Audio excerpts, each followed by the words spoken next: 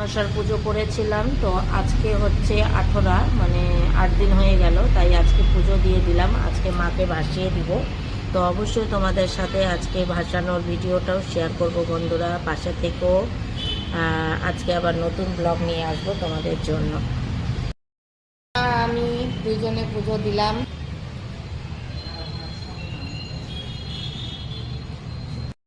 পুজো দেওয়া হয়ে গেল, এখন ঠাকুর বিসর্জনের পালা দিতে যাব। কিন্তু তোমাদের জামাইবাবু এখনও চান করছে, সেই 12টার দিকে মনে হয়, 12টার আগেই ঢুকছে, 11:30টার দিকে এখনও চান করছে। এখন প্রায় 1:45 বাজে। মানে কাপড় ধুবে, ওর নিজের কাপড়, যেহেতু আমার আঙ্গুলটা এই ধরনের হয়ে গেছে, তো কাপড় ধুতে পারছি না, তো ওর কাপড়, বাচ্চার কাপড় ধুয়ে দিচ্ছে, তার জন্য এখনও হচ্ছে না। কি বলবো, এখন বাড়াবে তারপরে হবে। এইদিকে বসিয়ে দিয়েছি ভাত, তার সাথে হচ্ছে ডাল সিদ্ধ। বাড়ি থেকে বেরিয়ে পড়ছি, দুইজনে চলে যাচ্ছে এখন নদী।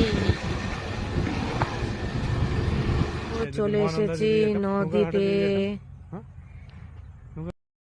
এই যে তোমার দাদা এখন বলতেছে দাঁড়াও একটু আমি রৌদ্রটা তাপি, মানে ঠান্ডা লাগছে। আর সত্যি রৌদ্রটা কিন্তু দারুণ লাগতেছে। জলে ঝাঁপ দেওয়ার জন্য রেডি হচ্ছে।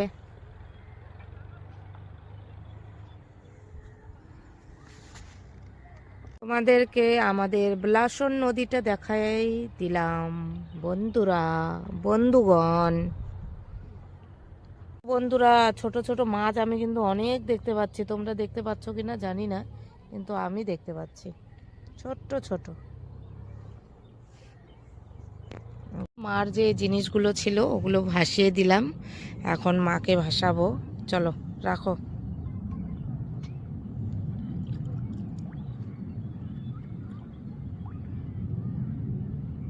এই যে চলে গেল।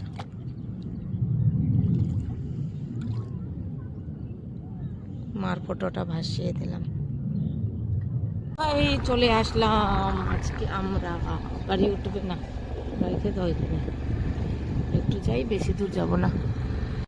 ভাবলাম ফটো উঠবো এদিকে, মানে এই যে সামনের দিক, এই পিছন দিকটা হচ্ছে নদী, আর এইদিকে হচ্ছে বান। বানের মধ্যে খুব সুন্দর জায়গা আছে, ফটো তুলতে চাচ্ছি, ঝগড়া করছে খালি, মানে এত আর কি বলবো, সত্যি অনেক